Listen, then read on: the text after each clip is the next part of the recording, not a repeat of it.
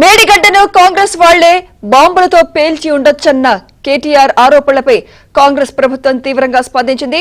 కేటీఆర్ ఆరోపణలపై సీబీఐతో విచారణ జరిపించే యోచనలో ప్రభుత్వం ఉన్నట్లు తెలుస్తోంది.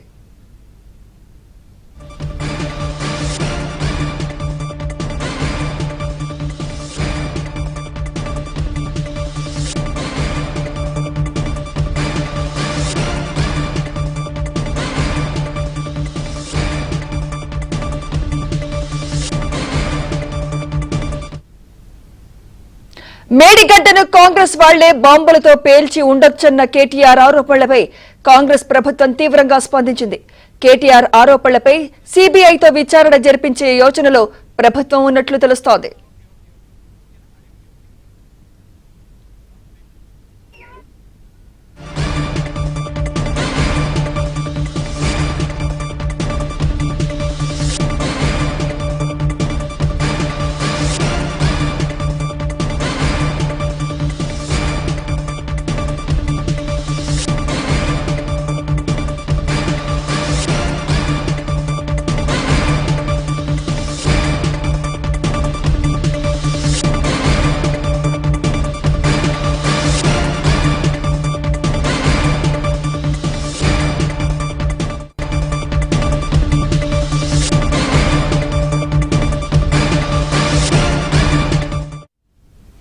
మేడిగడ్డను కాంగ్రెస్ వాళ్లే బాంబులతో పేల్చి ఉండొచ్చన్న కేటీఆర్ ఆరోపణలపై కాంగ్రెస్ ప్రభుత్వం తీవ్రంగా స్పందించింది. కేటీఆర్ ఆరోపణలపై సీబీఐతో విచారణ జరిపించే యోచనలో ప్రభుత్వం ఉన్నట్లు తెలుస్తోంది. ఇక ఇదే అంశంపై మరింత సమాచారం తెలంగాణ బ్యూరో ఇన్ఛార్జ్ నవీన్ అందిస్తారు. నవీన్, సో మొత్తం మీద తెలంగాణ రాజకీయాల్లో ఇప్పుడు మరొక కొత్త అంశం తెర మీదకి వచ్చింది. సో ఇప్పటికే కాళేశ్వరం అవినీతి అవకతవకలు అక్రమాలపై రేవంత్ రెడ్డి సర్కార్ జస్టిస్ పినాకిని ఘోష్ తో ఒక కమిషన్ కూడా వేయించింది. దాదాపుగా సుదీర్ఘంగా ఒక ఏడాదిన్నర పాటుగా ఈ విచారణ కూడా కొనసాగుతూ వస్తుంది. ఈ నెల 31వ తారీఖుకి ఈ కమిషన్ గడువు ముగుస్తున్నందున మరొక 2 నెలల పాటు ఈ గడువుని పొడిగించారు. సో ఈ నెల వచ్చే నెల 5వ తారీఖున కేసీఆర్ను ఈ విచారణకు హాజరు కావాల్సిందిగా జస్టిస్ పినాకిని ఘోష్ ఆల్రెడీ ఇప్పటికే నోటీసులు పంపింది. 6వ తారీఖున హరీష్ రావు, అలానే 9వ తారీఖున గత ప్రభుత్వంలో ఆర్థిక మంత్రిగా పనిచేసిన ఈటల రాజేందర్ కూడా నోటీసులు వెళ్ళాయి. సో ఈ నేపథ్యంలో ఈ నోటీసులు వెళ్ళిన తర్వాత ఒకసారిగా ఇటు పొలిటికల్ విమర్శల కౌంటర్స్ అటు నుంచి ఇటు కాంగ్రెస్ పార్టీ నుంచి బీఆర్ఎస్ పార్టీ నుంచి రోజు కూడా పొలిటికల్ కౌంటర్స్ అయితే వస్తున్నాయి. సో మొత్తం మీద నిన్న కేటీఆర్ చేసేటువంటి కామెంట్స్ మాత్రం తెలంగాణ రాజకీయాల్లో కింద సంచలనంగా మారాయి. ఎందుకంటే గత 2023లో సో మేడిగడ్డ బ్యారేజ్ కుంగిపోయినటువంటి అంశం అనేటువంటిది ఒక రకంగా పెద్ద సంచలనంగానే మారింది. ఎందుకంటే 1,00,000 కోట్లతో కట్టినటువంటి ప్రాజెక్టులో ఇంత నాణ్యత రహితంగా ఎట్లా పనులు చేశారనే అంశం మీద కాంగ్రెస్ పార్టీ ఇటు బీఆర్ఎస్ మీద తీవ్రంగా ఎదురుదాడి చేసింది. ఇటు కాళేశ్వరం ప్రాజెక్టును కూడా ఇటు ముఖ్యమంత్రి రేవంత్ రెడ్డితో పాటుగా అన్ని పార్టీలకు సంబంధించినటువంటి నేతలు అఖిలపక్ష బృందం అంతా కూడా సందర్శించింది. అయితే ఇప్పుడు కేసీఆర్కు నోటీసులు వచ్చినటువంటి నేపథ్యంలో కేటీఆర్ చేసేటువంటి కామెంట్స్ మాత్రం కింద సంచలనంగా మారాయి. సో కాంగ్రెస్ ప్రభుత్వమే, ముఖ్యంగా కాంగ్రెస్ వాళ్లే సో మేడిగడ్డను బాంబులతో పేల్చివేసి ఉండవచ్చు అంటూ ఆయన చేసినటువంటి కామెంట్స్ ఒక రకంగా సంచలనంగా మారాయి. ఈ అంశం మీద, ఈ వ్యాఖ్యల మీద ఇటు ప్రభుత్వం కూడా తీవ్రంగా రియాక్ట్ అయింది.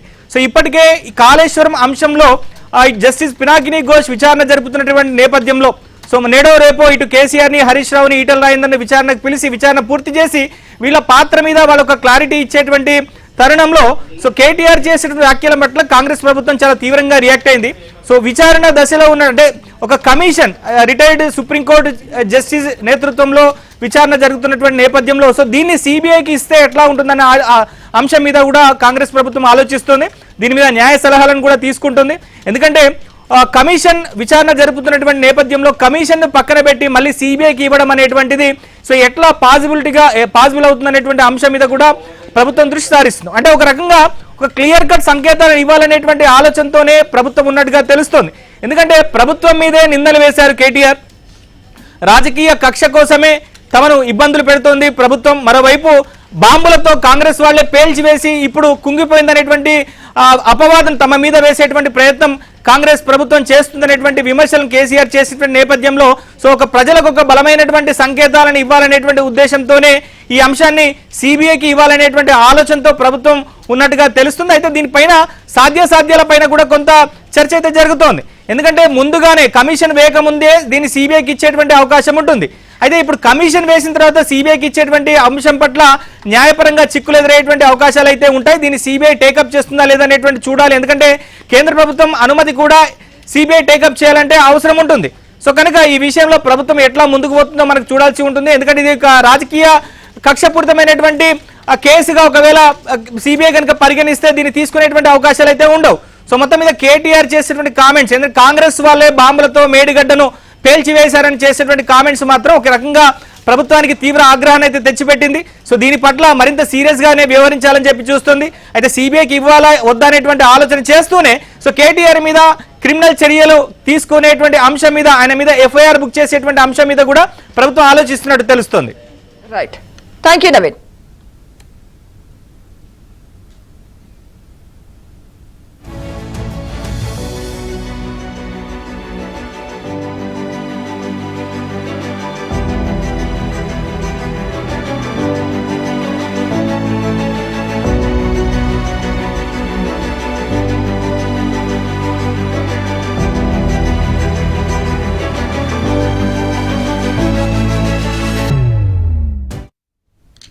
మేడిగడ్డను కాంగ్రెస్ వాళ్లే బాంబులతో పేల్చి ఉండొచ్చన్న కేటీఆర్ ఆరోపణలపై కాంగ్రెస్ ప్రభుత్వం తీవ్రంగా స్పందించింది.